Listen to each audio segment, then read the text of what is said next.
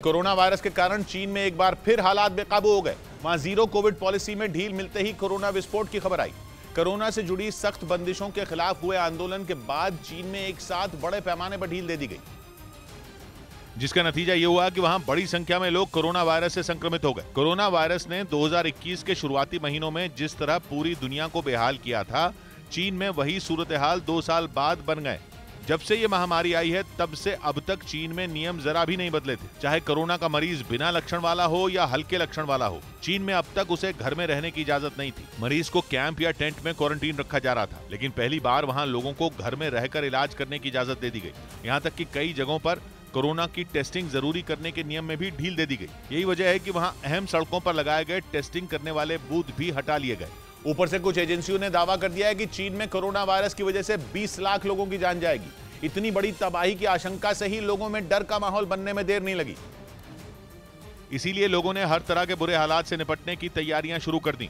कई शहरों में लोगों के दवाएं और टेस्टिंग किट खरीदकर स्टॉक जमा करने की भी खबरें आई। चीन में सरकार ने लोगों को नियमों में ढील अचानक दी है। इसी ढील के कारण हालात बेकाबू हुए और बड़ी संख्या में लोगों की मौत की आशंका जताई गई।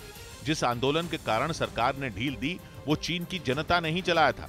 इसलिए लोग सरकार से शिकायत नहीं कर रहे, बल्कि उन्होंने आने वाली मुसीबत से निपटने की तैयारी तेज कर दी। जैसे पूरी दुनिया ने करीब 2 साल पहले कोरोना के साथ जीने का फैसला किया था, चीन में वही काम लोगों ने अब शुरू किया है। यही वजह है कि अहम जगहों पर भीड़ कई गुना बढ़ गई, जिसके कारण वायरस तेजी से फैलने लगा। दूसरी तरफ कोरोना के कुछ ऐसे वेरिएंट भी सामने आ गए जो बेहद खतरनाक हैं। चीन से ही कोरोना वायरस फैला था और अब उसी की बड़ी आफत यह है कि वो अब तक एक अच्छी वैक्सीन तक नहीं बना पाया है, जिससे लोगों की जान बचाई जा सके। इधर खबर है कि फिनलैंड और स्वीडन नेटो की सदस्यता के लिए तुर्की की हर शर्त मानने को तैयार हो गए।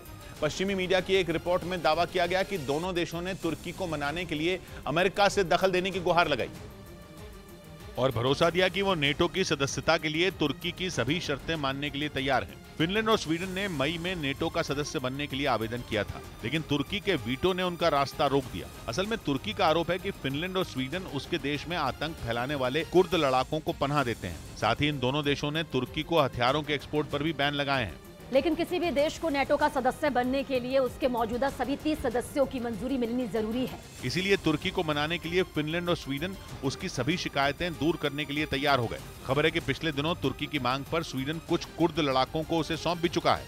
इस बीच नेटफ्लिक्स की एक वेब सीरीज के चक्कर में IPS अधिकारी अमित लोढ़ा की मुश्किलें बढ़ गईं। उनके खिलाफ बिहार की स्पेशल विजिलेंस यूनिट ने भ्रष्टाचार का केस दर्ज कर लिया, क्योंकि नेटफ्लिक्स की सीरीज खाकी द बिहार चैप्टर IPS अधिकारी अमित लोढ़ा की किताब बिहार डायरी पर बनाई गई। आरोप है कि ये सौदा उन्होंने 1 करोड़ रुपए में किया, जिसमें करीब 38 लाख रुपए उन्होंने अपनी पत्नी के खाते में मंगवाए। इसके बाद बिहार की स्पेशल विजिलेंस यूनिट ने उन पर भ्रष्टाचार का केस दर्ज कर लिया। इसके अलावा उन पर सरकारी पद पर रहते हुए निजी कंपनी से सौदा करने का आरोप भी लगा। अमित लोढ़ा 1998 बैच के IPS अधिकारी हैं, जिनकी पहली पोस्टिंग बिहार में हुई थी, जहां उन्होंने ड्यूटी के दौरान कई गिरोह का भंडाफोड़ करने वाली कहानियों को जोड़कर एक किताब लिखी, जिसे नेटफ्लिक्स के लिए फ्राइडे स्टोरी टेलर्स नाम के प्रोडक्शन हाउस ने वेब सीरीज के तौर पर तैयार किया। आरोप है कि इसके बदले उन्होंने वेब सीरीज बनाने वाली कंपनी से मोटी रकम की डील की, जिसके बाद वो जांच एजेंसियों के निशाने पर आ गए।